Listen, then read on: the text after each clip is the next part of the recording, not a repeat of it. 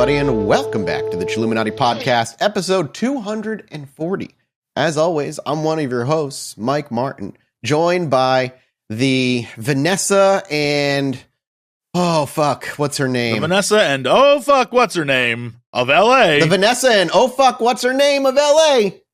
Jesse and Alex. How's it going, boys? I'm definitely the what's her name, for sure. I was going for a video game reference, a pretty obscure RPG from the early 2000s, a PC RPG in particular. So obscure you couldn't remember it. You couldn't remember what's her name. What's her name? Yeah.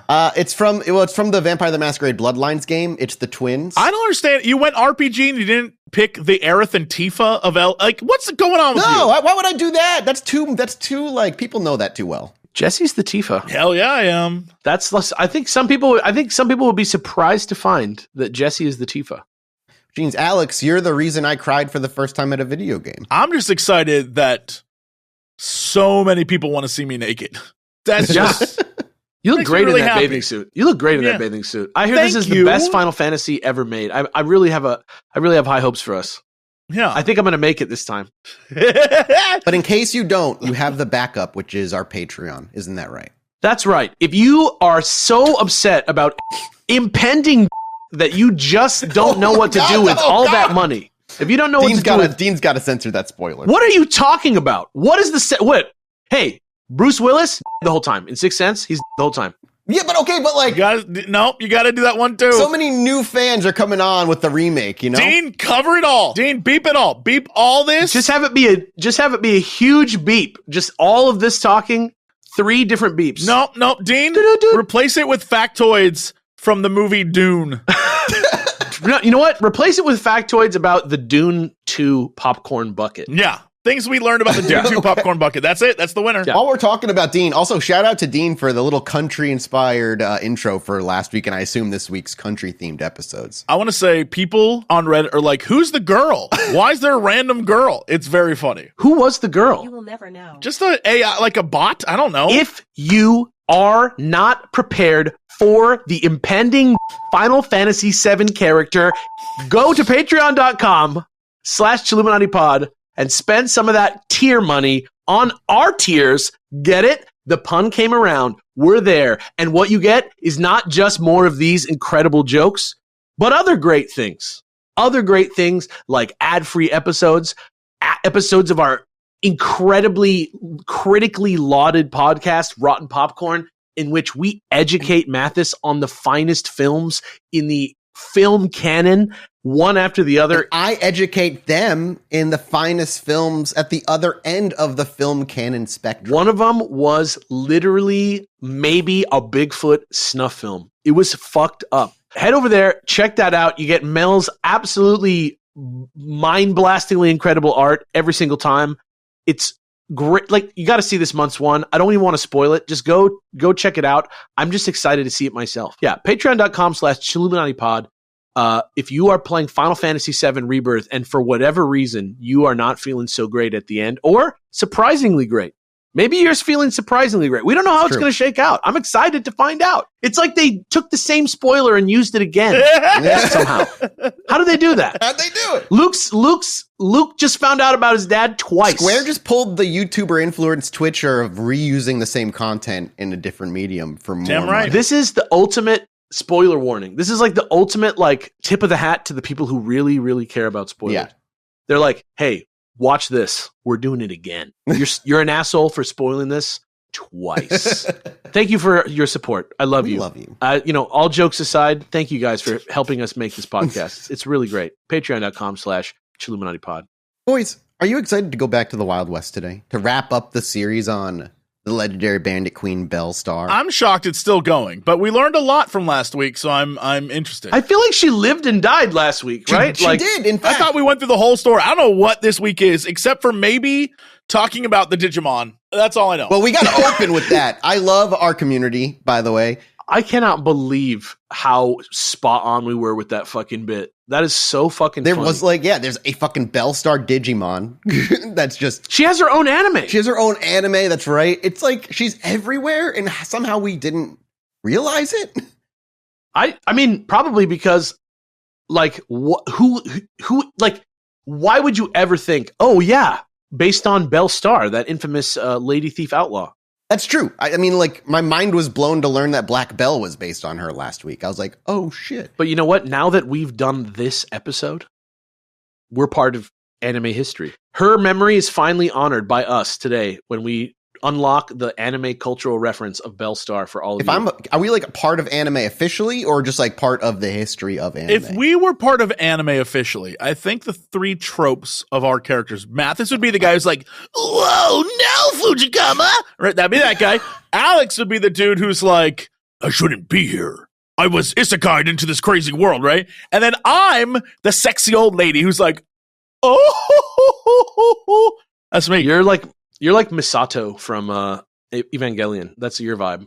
I'm more like the old man in Dragon Ball Z. I was literally going to say, Jesse, you're way more of a Master Roshi than you are of an old grandma. Yeah. He's kind of a combination of both, if you think about it. Yeah, he's but like a young sexy, old man. like a sexy He's one. like a sexy young old lady Yeah, like man. ara. That's me. That's me. Sexy young old lady man, Jesse Cox. He's the new cryptid. Someone draw that and put it on our subreddit, please. Well, we're going into Belle Starr Part 2. We're going to talk about what today's about, but a big shout out to today's main source, a book by the name of Belle Starr and Her Times. I referenced this last week by author Glenn Shirley.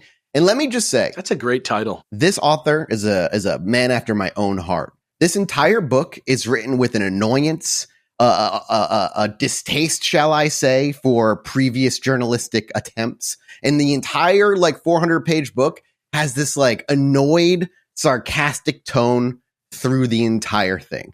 And I fucking love it. I fucking love when that happens. That happens a lot in the JFK world also. Yeah. Sometimes it lands, sometimes it does not land, like in the case of Governor Jesse Ventura. That did not land.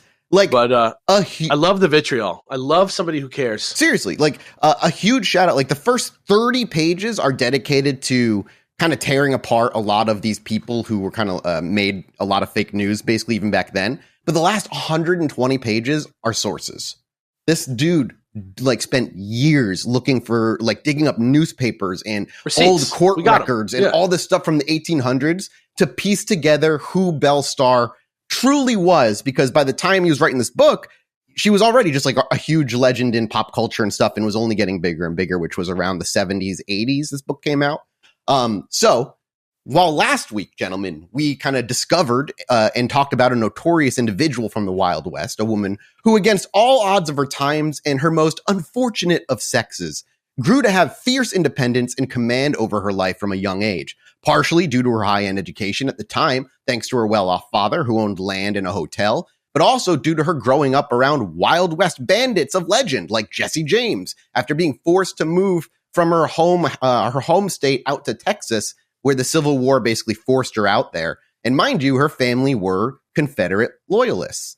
She would go on to marry at least 4 times, each time to someone who ran within the criminal rings of the era, a mastermind for each of her husbands. She kind of became known as the brains behind the operations, behind multiple high-scale bank robberies, wagon robberies, cattle and horse theft, and even murder. This is amazing. Only to be taken by surprise in her early 40s by an unknown individual even today, who placed 2 shotgun shells in her back, where she would topple from her horse and die on that very road.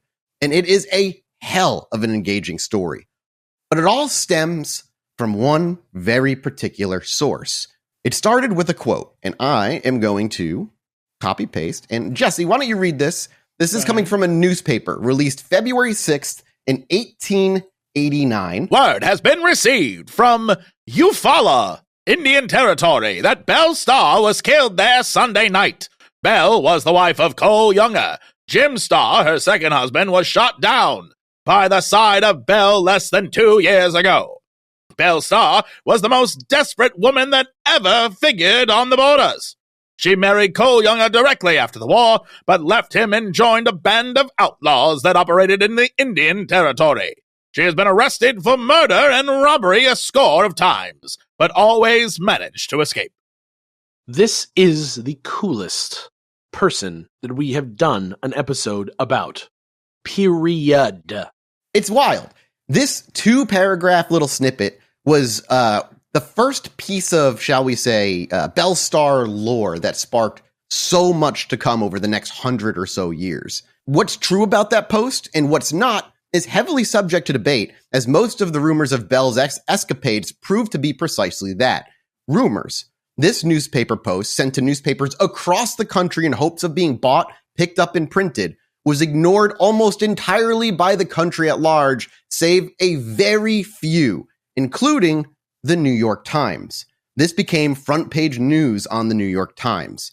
But this and a couple of other newspapers, being the only ones that picked it up, proved to be all that was needed for it to catch the attention of a man by the name of Richard Kyle Fox, a quote-unquote, shall we say, journalist at the time. Why do you say it like that? Well, let's get to it. We need to talk about who this man is. What would make you call him why would you call him a journalist? Well, because he called himself a journalist and other people of the era called him a journalist. Referred to him as such. Yes, referred to him as such, but we'll talk about that as we get to know him. Yeah, so who is this guy? Well, Fox was an Irish immigrant who was born in Belfast, Ireland in 1846 and immigrated to the United States in 1874. He initially worked as a journalist and eventually acquired the financially struggling National Police Gazette. Fox then revitalized the Gazette, turning it into one of the most popular and widely read publications of its time. He focused primarily on sensational content, including true crime, scandal, and sports coverage. In fact, what's interesting about this guy is how much he loved sports. Fox had a deep fascination for boxing, which was often seen as kind of a disreputable sport at the era. He played a pivotal role, though, in popularizing the sport in the United States. He organized high-profile boxing matches, including the famed bare-knuckle championship bout between John L. Sullivan and Paddy Ryan in 1882. The National Police Gazette became the main source of boxing news, results, and fighter profiles. He really So he just wrote this shit. Yeah. So he wrote a lot of So he is a journalist. Right. Yeah. Okay. Yeah. The Gazette gained notoriety for its racy content, focus on crime, and illustrations some considered risque at the time. And many critics viewed Fox as a purveyor of lowbrow entertainment, and the Gazette attracted moral condemnation from some quarters. So, he's kind of got a salacious little magazine. Sex sells, crime sells. Even back then, true crime was very, very popular and flying off the shelves. But back then, what else was there to do? I guess. You know what's kind of funny is there's always this sort of pushback from society against stuff like this. That's oh, this stuff is trash. Why are you reading that bullshit? You guys are just writing the lowest common denominator stuff. It's just so stupid. You're so bad for it. And then they were vindicated by the trending tab on Twitter. Yeah, exactly. And the front page of Reddit, 100 bajillion%. 100 bajillion. The moment the people could speak for what they wanted, they were poop, farts, always. Cats, murder. Under the safety of anonymity, where they don't have to take any repercussions, can truly admit their deepest, most base desires. Yeah. Poop, fart, cats, murder, titties, food. Humans in a nutshell. Yeah, none of that. Boom. None of that's unique. Yeah. No, not at all. And so when he bought the Gazette, he knew that he needed to begin catering to a new audience. He understood that the working class men of the era craved escapism and excitement. And so he shifted the Gazette's content accordingly. Salacious and scandalous crime was a big part, but the focus expanded to include lurid tales, racy illustrations, and gossip columns. This combination was a recipe for success with the target audience. And his love of boxing was central to this revamp. He covered fights in dramatic detail and championed fighters and hyping up upcoming events. He was the very first, hype man. Fox is the reason sports are promoted and touted, specifically within martial arts and boxing and stuff, the way they are to this day. He was the first one to pair them up, do interviews, hype up the fight coming during a time where they did not really see boxing as a real sport that anybody should care about. So this guy's kind of cool. He seems like he's pretty cool so far. This man was more influential on the American public than the public itself even knows. But that same mentality was also put forth for its news that it covered and gossip columns, obviously, along with it, with most of his sources being, and I quote, oldsters from the mountain fastness of the Alleghenies, remote bayous, and swamps of the South to the scattered prairie hamlets, lumber and mining camps, jerkwater railroad stops, and desert way stations of the West. Those were this man found his sources for his news and his stories. All right.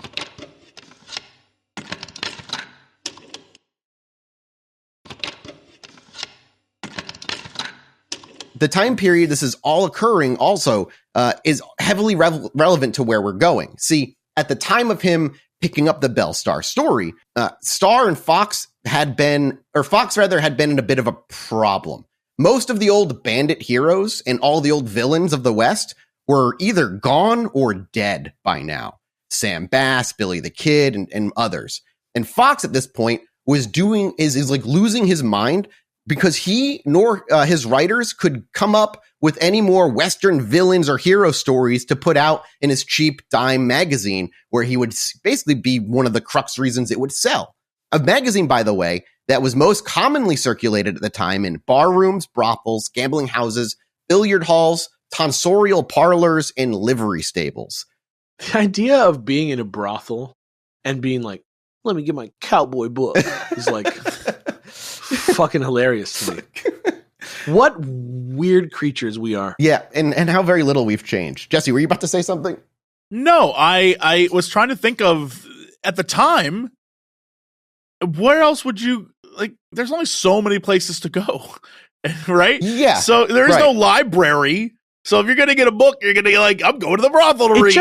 It just has the vibe of like bringing a Switch to a whorehouse. Sure. You know, I don't know. Yeah, Like it just seems, it just seems like not as tight, like not that suave of a play. That's all. I don't know. It's the guys who go to the strip club to get the buffet. Yeah. Yeah. Which sure. like have some self-respect, guys. Like go to a better strip club, probably.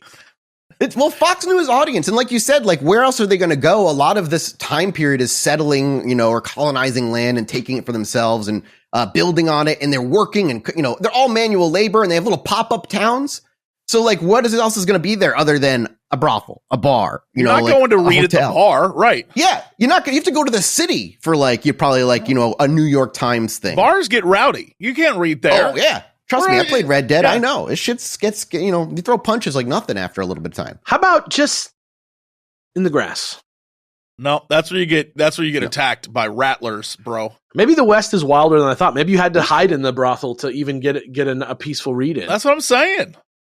Maybe that's like the main reason they would rent the rooms.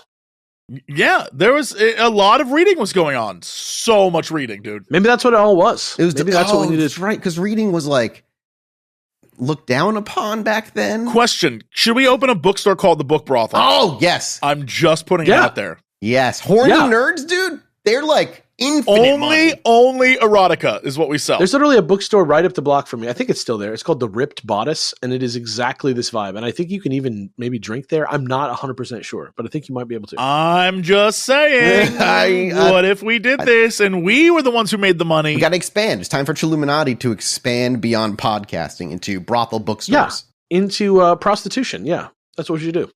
Yeah, it's a good idea. But back to the Old West. This is a time period where most of the bandits and the villains of the past are gone, and he's desperate for a story, some story somewhere. His magazine being in all those areas is no surprise that it was being consumed by a majority of the men in the U.S. at the time, and to be noted, a not so insignificant portion of women as well, but notably much smaller in number than the men were consuming this. To these people, these stories that Fox published sort of formed a weird and strange structure of moral and ethics and honor. It affected politics at the time and, quote, had a more profound impact on our culture that the works of all other romantic writers of the periods did not. No other books being written at the time came close to influencing culture than Fox's 10 dime piece magazines were. It was just... Do you think they're why cowboys are the way they are today? I think it definitely started here because it was all fabricated stories in a lot of ways. Like the Billy the Kid the Wild stuff. Bunch. Yeah. Like those movies where the cowboys just blow each other away in huge groups, falling off balconies and shit. Yeah. I mean, there's some truth to that stuff. There's still some truth to shootouts, but it wasn't guns. Dudes were falling off balconies all the time. Back off of a dudes balcony. Walking right up to the edge of the balcony and then they click their heels together and they put their hands straight up in the air and then they flip right over the front of the balcony and they go, ah! And then they land in the water trough. That's how it works. And a gator is in the water trough and it eats him. And for some reason, there's just no blood anywhere. Yeah, no bullet holes, no blood, no nothing. Just guys stop and then they get straight and then they spin a little bit in a circle and then they fall down. Those guys. Yeah, I love those. All guns sound like pew, pew. Yeah. Pew. Yeah. I like that one. That's my favorite gun sound effect in movies. The one that's like pew, pew. The one that's like dude, you did that in sync with knocking your camera and just like it was perfect sound effect for the effect that we got. It was very good. You know that sound. That's fantastic. You know the one. Back this is where I think a lot of that actually probably did start.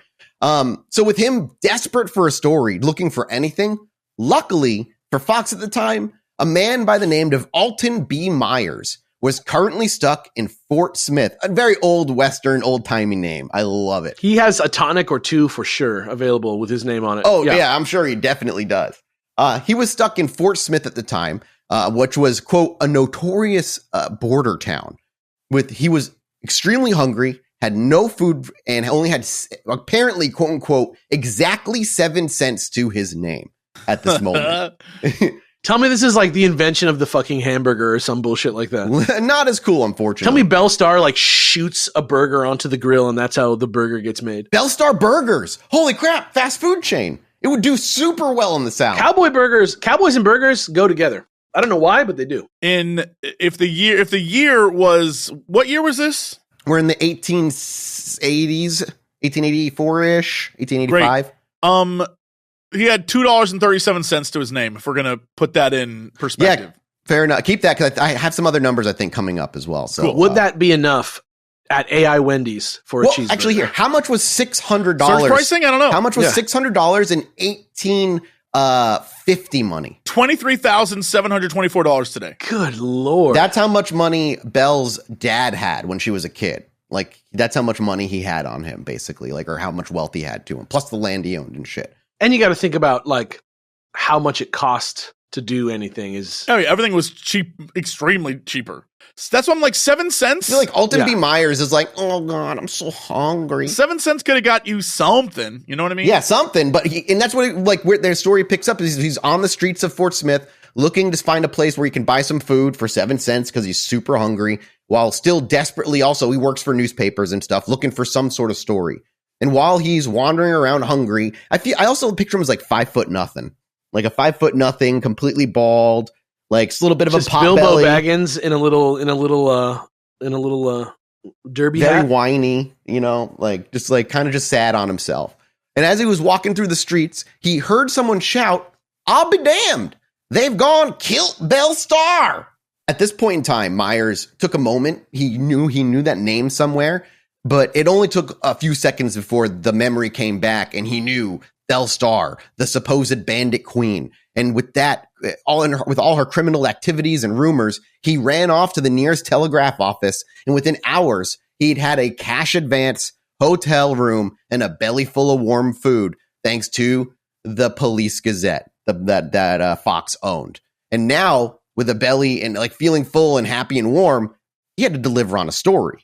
He told him about the story, but now he had to deliver it. And a few weeks later, Myers mailed off his manuscript to the Gazette. And it read the following, which, Alex, you will read. Of all the women of the Cleopatra type, since the days of the Egyptian queen herself, the universe has produced none more remarkable than Belle Starr, the Bandit Queen.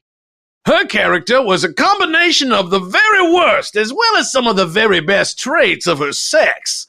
She was more amorous than Antony's mistress, more relentless than Pharaoh's daughter, and braver than Joan of Arc. Of her, it may be well said that Mother Nature was indulgent in one of her rarest freaks when she produced such a novel specimen of womankind. Bella was not only well educated, but gifted with uncommon musical and literary talents, which were almost thrown away through the bias of her nomadic and lawless disposition, which, early country, and under an assumed name, she brightened the social circle for a week or a month, and then was, perhaps, lost forever. How do you think? What do you think?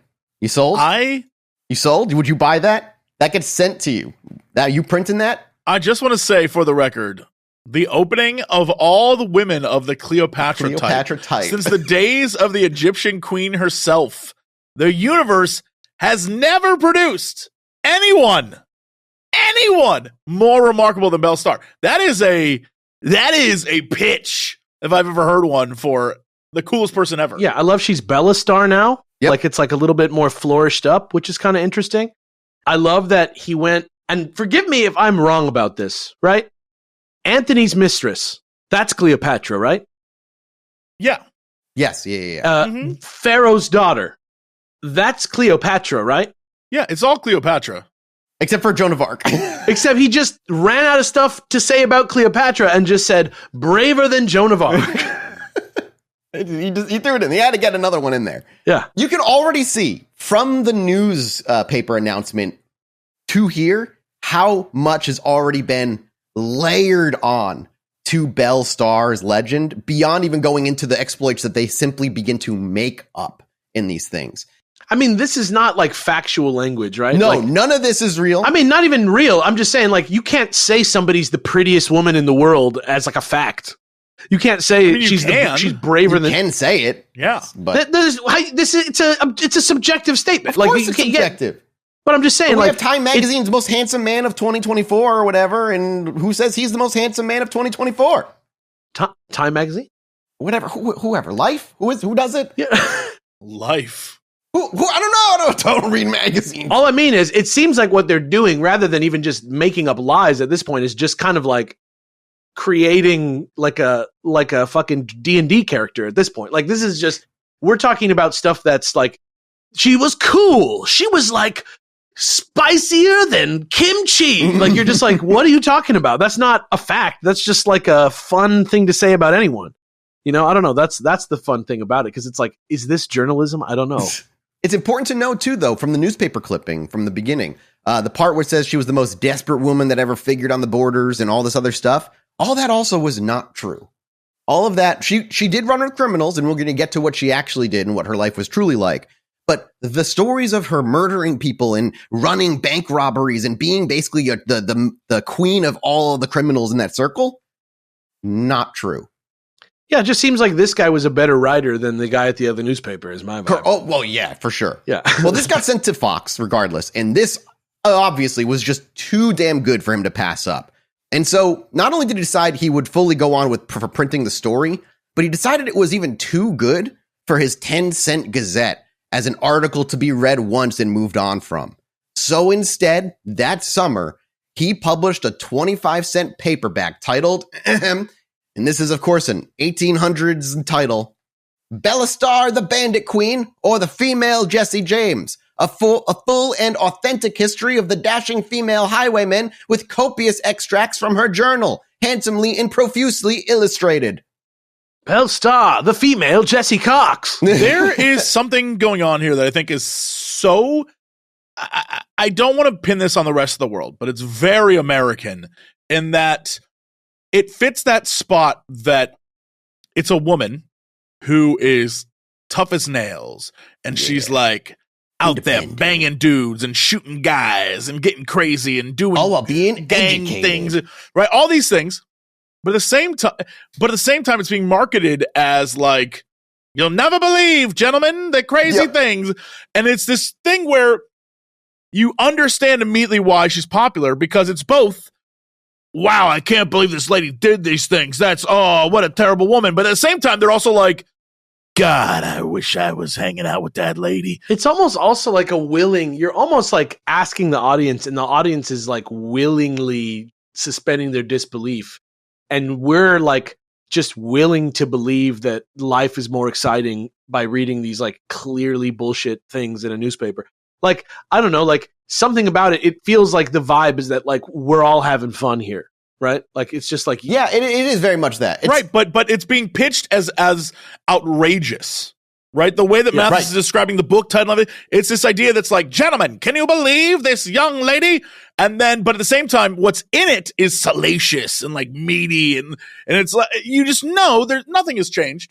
It's the exact same idea of like women need to be proper and sweet, but also when we're alone, I hope you're a nasty freak. Like that is, it has not changed ever in media. It's just what it is. Yeah, there's just something about the idea of there's just something funny to me about the idea of like, okay, like for example, I could just buy a story about this, right? Like I could just go buy a completely fictional story at the bookstore about this. That's probably better even than this.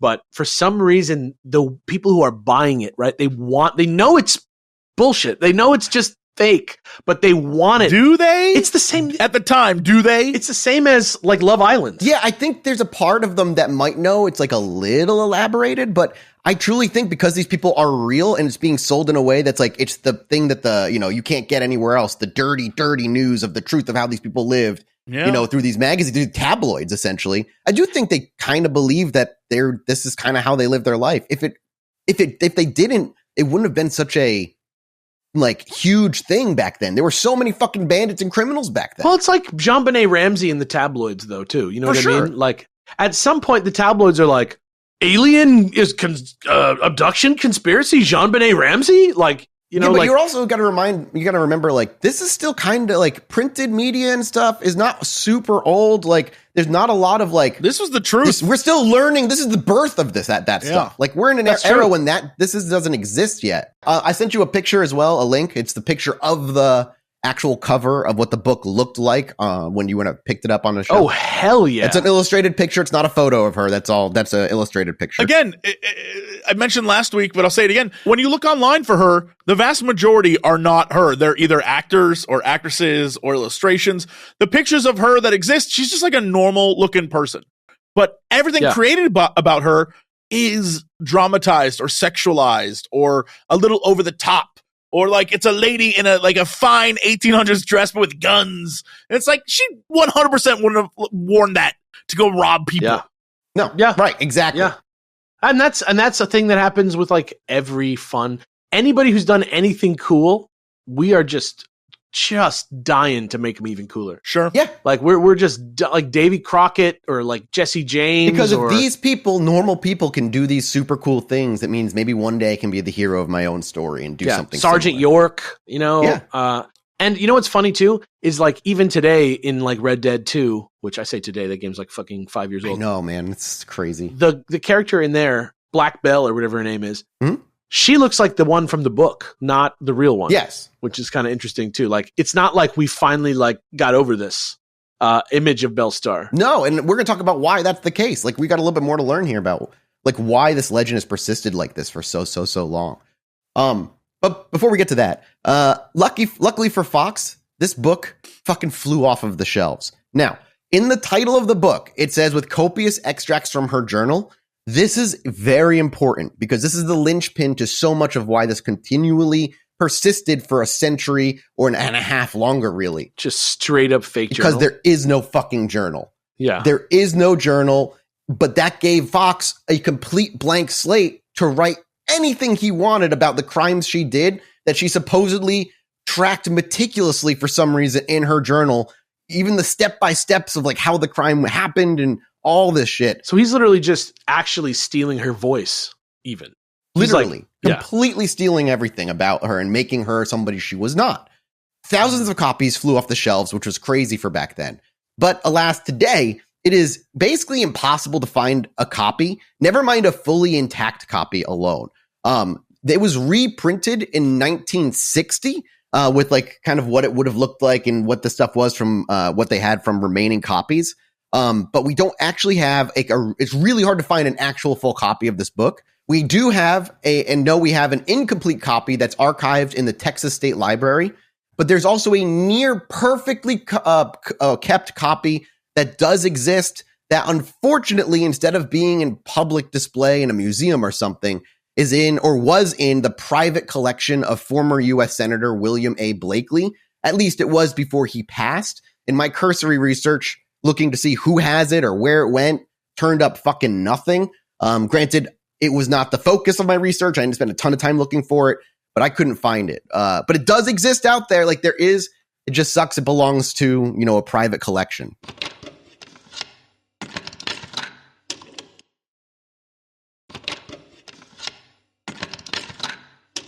Also, this just in, real time, not to spoil the thing, but we talked about AI Wendy's a second ago. Oh, yeah. They back down. It's over. We win. The war is over. Humans win. It's The it. humans win. AI is done. We defeated it. Yep. Wendy's will never return to that idea. Isn't that crazy? This is the most action-packed Chilluminati of all times. I can't wait for someone 7 months from now to be like, I have no idea what they're talking about. I know. Yeah, I know. It would be completely. AI Wendy's, guys, look it up. It's going to be all over the history books. The first war, the first victory in the long fought battle. Anyway, regardless, this proved to be exactly what Fox was looking for, right? And it flew off the shelves. And just 1 year later after the book released, the book appeared in another publication called Street and Smith of New York, published number 35 in the Secret Service series, a sensational paperback, adventures and exploits of the Younger Brothers, Missouri's most daring outlaws, and companions of the James Boys. That book was part of a very popular series. You can almost think of it like an early top list. The whole book is in that book? No. So you can think of the book as like a list of like top 10s list or top 100 list of like criminals and cool and like people who lived in these areas. Just like a neat book about outlaws. And they used Fox's book as the source for where they got that information, which popularized the book even further. Interesting. So now we're like taking it away from having to have a copy of that book to see how fake or true it is. You can just say, oh, there's a book that says that in there, so it's true. Yeah. It was a 64-page chapter, if I remember correctly. I'll have to double. I might be thinking of the other book that we're about to talk about. We'll get there.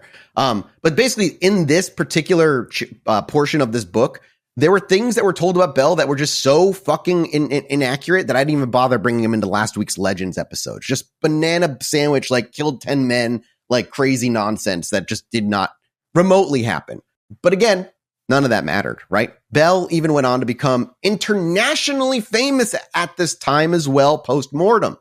A man by the name of Victor Crosnier de Varigny, who was an Italian news correspondent in New York, whose work often ended up in Rome and Milan, had heard from an acquaintance who had heard from Fox all about Belle Starr and her death. And instead of checking any of the sources, he took it all at face value and lifted a ton of stuff from both Fox's Gazette and other rumors before publishing a 344-page novel titled La Femme aux États-Unis, which would reprint here in the U.S. in 1895 titled The Women of the United States. The Women of the United States, like a fucking wildlife book? Yeah, it's fucking exactly that. Hilarious. I just want to say for the record, we are blessed that we exist in a time period where if someone tells you something, you can just look it up and call them on the spot. For the vast majority of history, even leading up until the early 2000s, if someone said shit to you, you had to just assume they knew what they were talking about, or you had to know better. There was no, well, I think you're incorrect, sir. It's like, well, prove me wrong. Well, I can't. All right, then you're right. The person he heard it from was a doctor. Not that really means anything at the time, especially, but I think that meant for him, it was like a little more. Yeah. Like, surely this doctor is not full of shit. Yeah. But he was just the doctor. The doctor was just a fan of the book. He liked the book a lot and just told him about it. That's what I'm saying. Let us be frank. Let us be frank, though. We are certainly not implying that this has not happened on this very program before, probably more than we even realize. And it happens so much that like it happens on the news constantly and also on TV shows that have plenty of time to do their research. Sure. So you gotta always check. Everybody can be wrong. We always try, man. We try to do our like deep research, but you mess up every once in a while, right? Like it's going to happen. Everyone can be wrong. You can be wrong. Get ready. The book's title being The Women of the United States is just like so bizarre to me. Like you said, it's kind of like a wildlife really animal book of like birds of the Northern American, like Pacific Northwest. Wild. But because of that, her name spread beyond America in 1895. Like as early as that, Belle Starr was becoming known internationally, which might be why we have Belle Starmon for Digimon now, because like she was. I cannot believe that. It's nuts. But here things compounded even further, continuing to spread more inaccuracies and lies that built into her story.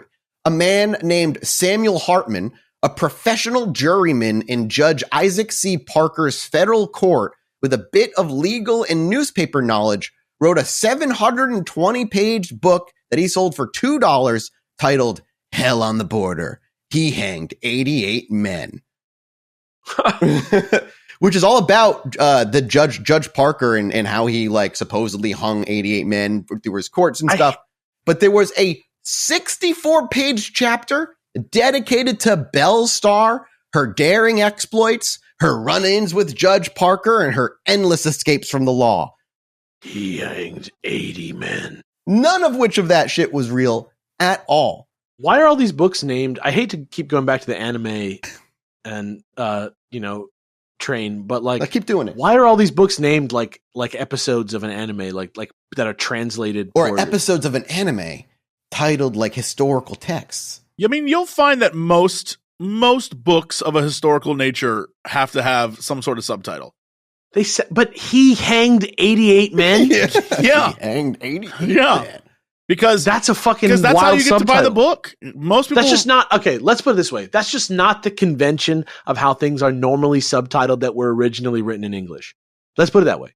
That's the observation that I'm making. I feel like the cadence of that comes from some kind of weird translation. I don't think that's actually what it is. It's just named really a weird thing. That's so funny to me. I love the long unnecessary names with like ending with like handsome and profusely illustrated. Like, what the fuck? 356/2 or whatever. So, yeah, her name is going beyond the U.S. at this point, and it's already kind of spreading through, other newspapers and other languages and whatnot. But this all goes right back to Fox's book. And the reason they take Fox's book, because it says it's based on her journals. And that's all anybody cared about. That was all it needed. And with this new book being published with a 64-page chapter dedicated to exploits that she never did, there was really no stopping the rumors and legends. They rolled on to the point where historians and scholars alike over the following decades took most of her dangerous but false-filled history as fact and did very little to try and dig up historical records, all because of the supposed journal that all of this came from, which, again, did not exist. Just completely fabricated and turned into Belle Starr Adventures. Pikachu, that ketchup does not belong to you. So where does that leave us? That leaves us with the question of like, well, then who was Belle Starr? And again, thanks to the author Glenn Shirley, who dug up 1800s family records, newspapers, land ownerships, and all this shit, pieced together meticulously and painfully the reality of who Belle Starr was. And what we know as fact is what we're about to talk about for a bit. What is true is that her parents that we mentioned previous episode were in fact her parents, and that Shirley family and the Reeds were both moderately well off. They moved in some social circles, and Belle was educated at a level that others were not privy to at the time. And but beyond that, we actually know pretty much nothing else about her childhood. We do know that they had to move due to the Civil War because their land and house was taken by the Union, and they were forced to move to Texas, and they lived out there. But where were they from originally? Missouri. But there's no evidence that they moved and lived in a town where she mingled with outlaws all the time and grew up around bad people all the time. They did run into each other occasionally, but she wasn't like hanging out and listening to their stories and stuff as often is told through different tellings of her history and her past. What we do know about Belle really begins in her teen years, around 15 or 16 years old. And we only say 15 or 16 because unlike what the rumors say, we don't know the exact year she was born. Anywhere between 1848 and 1850 is where we think she was, because at the point where we pick up her known history, she's about 16, according to some of the records and such. She was participating in the Civil War still, acting as a spy for her brothers who were in the Confederate Army. And she watched some different, Union encampments and such. And at one point almost got caught and was run out of the woods while she heard gunfire behind her. That stuff is real. She was actively engaged. That's pretty hard. Yeah. Which is pretty fucking wild. Like, that's really fucking insane. Sucks that it was for the fucking Confederacy, but, Yeah. Well, yeah, it sucks that it was for that. But again, she is like, she still was a hardened individual at a younger age. Her brother died in the war, and after the war, or during the war rather, and that's when she met and married much like we said last episode, a man by the name Jim Reed. Now, their relationship together, we know they knew each other growing up in Missouri, which was true, and that the Shirley family and the Reeds were both, the Reeds were also equally as like well off as the Shirley family was. Jim Reed did turn to outlaw activities, committing robberies and likely other crimes, but Belle's association with him at this point is way less clear than other stories make it out to be. Either she was somewhat a participant who maybe was like a getaway or had like kind of waiting on the ancillary, or maybe she was potentially coerced into the crimes, but she was by far nowhere near an enthusiastic participant or the mastermind of Jim Reed's crimes. Belle and Jim married in 1866, and they had 2 kids, Pearl and Eddie, and their marriage placed Belle squarely back in the criminal world because it's true that, yes, Jim was doing criminal things. So the Reeds ended up being kind of fugitive, living a fugitive-like existence, likely moving between Missouri and Texas as law enforcement would come after Jim, and this period would have been marked by constant worry and frequently relocation. But we don't really have any evidence that she was doing anything beyond moving with her criminal husband and maybe helping out occasionally. And in 1874, Jim Reed was killed in a shootout with law enforcement out in Texas, which left Belle a widow with her 2 young kids. Now, myths start to fill in a lot of the blanks, often painting Belle as a daring accomplice of Jim Reed, participating in robberies and sharing a thrilling outlaw lifestyle out of loyalty and love. But the reality was likely far less glamorous and more focused on just daily survival. Some stories suggest Belle was a driving force behind his activities, but these are very likely exaggerated, and her outlaw connections, while true, she wasn't a major figure directing criminal operations at this stage of her life at all. So, what we talked about with her marriage in last week is kind of really different from that point on. Then she did get married and get to know the next husband, Jim, from Jim Reed out to the Starr clan. I keep forgetting they call it clan, and no one knows this. I'm sure nobody understands this and why it caused me to stumble. But if you've ever heard of a young adult book series called Warrior Cats, okay, and there's a clan of cats called Starr Clan, and it is permanently in my head, no matter how bad I don't want. And they're the clan of cats who have died and give wisdom and advice through dreams to the other clans that are. That's pretty coincidental, considering the previous set of episodes that we did. Well, I was going to say stupid, but whatever. Well, I was going to say like basically like we're like really cool guys, right? I thought too. That's how I felt when I was describing it. So after the death of Jim Reed, Belle moved into Indian Territory, now modern day Oklahoma, and she eventually married Sam Starr. Now, some of the stories that were written about Belle claim that Starr was her maiden name, and it's just not. She didn't marry Sam until her second husband, and we know who her parents were. So she eventually married Sam Starr, who was also heavily involved in criminal activities, and the Starr family had a reputation for the crime that they were involved in. Living on their land provided Belle with connections, kind of a degree of protection within the criminal community, and some involvement in a world of outlaws. Belle likely participated in some of the Starr family activities. The primary crimes, though, were horse theft, harboring fugitives, and potentially involvement in bootlegging and other less documented illegal trades. There wasn't a Dallas bank robbery or a wagon robbery or any of that stuff. In fact, Belle only got caught one time, and it was because she stole a horse. She'd never been arrested after that or before that. She never had run-ins with the law at any point after that.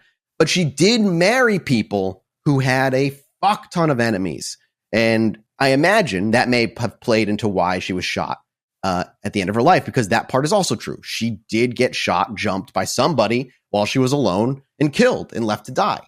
But back to her with Starr, Belle, beyond likely participating in those little things, her connections to crime didn't fully shield her from the law. And like I said, in 1883, both she and Sam were arrested and convicted of horse theft, serving prison time for their crimes. The one and only time Belle was arrested for anything criminal in her life at all. And in 1886, Sam was in fact killed in a gunfight with a deputy marshal, once again leaving Belle a widow. Was it by her side? No, it shouldn't. As far as what I read, no, she wasn't actually by his side because she wasn't actually involved in the crime. She wasn't there.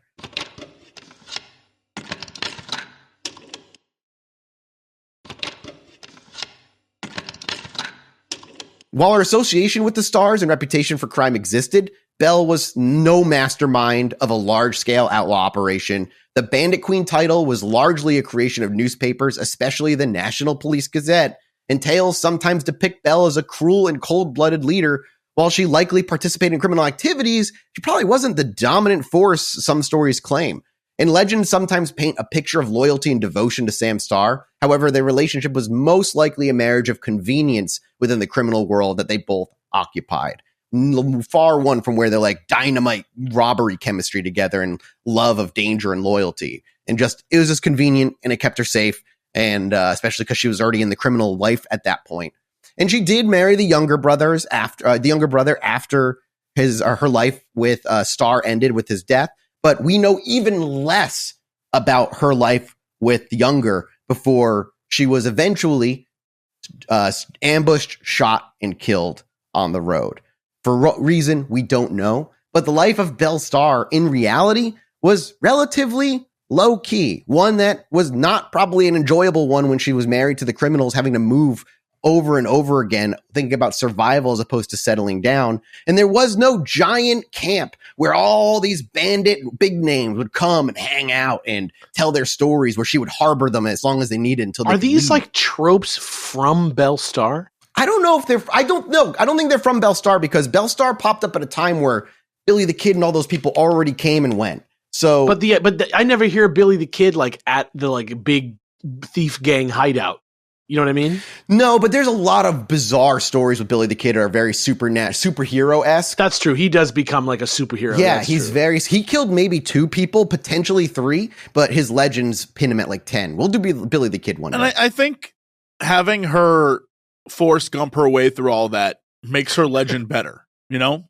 Yeah, I agree. She's just like an MCU character in the Old West cinematic universe. Yeah. One of the biggest issues she ended up having is after Starr's death, the land that she was on, Sam Starr was a Native American who was a criminal. And so when she married him, she was allowed on Native American land and like able to live there and among the people. But when he died and his land was passed along, she was no longer technically like connected to the Native Americans anymore. It was only by marriage. And so they wanted her out. There was police forces on the outside looking for her. And she also had people just like, you know, typical criminal rivalries that she was worried about. That was like her biggest concern, was like, I need to figure out how to stay here or whatever and work my way through. And she married the younger brother, and, you know, which kept her safe because he was a criminal and then she ended up dying shortly thereafter.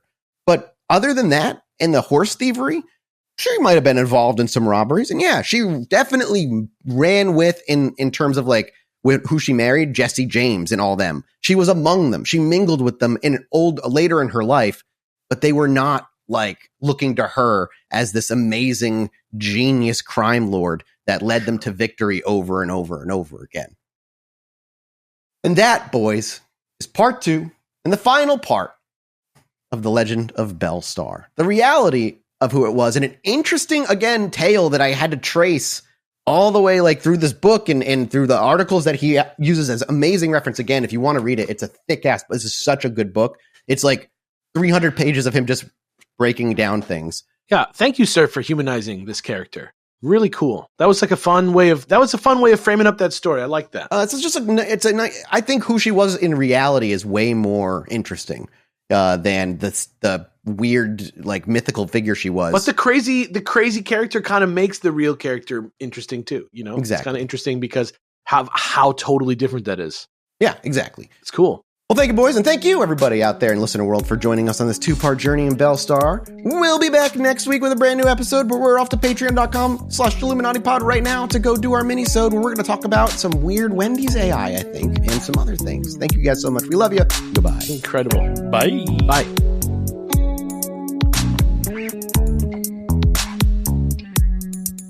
Hello, everybody. Welcome back to the Chilluminati podcast. As always, I'm one of your hosts, Mike Martin, joined by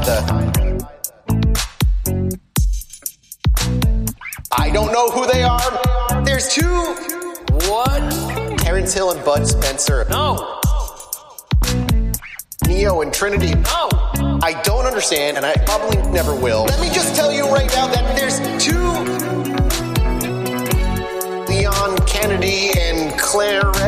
I'm telling you, I think he literally just looked up famous duos Cheech and Chong. and has just been going through the list ever since. I'm trying to dig deep. Which one of you is Dick Powell? Me? Your name's Jesse Cox. I want Chilluminati. I want my necklace. I want Chilluminati. I want my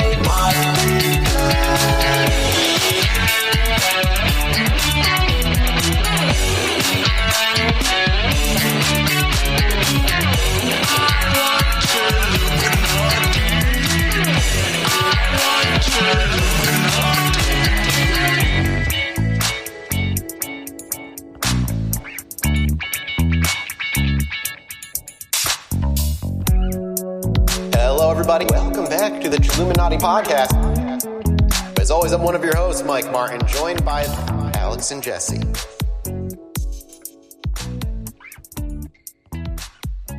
Like a shooting star across the sky that's actually a UFO.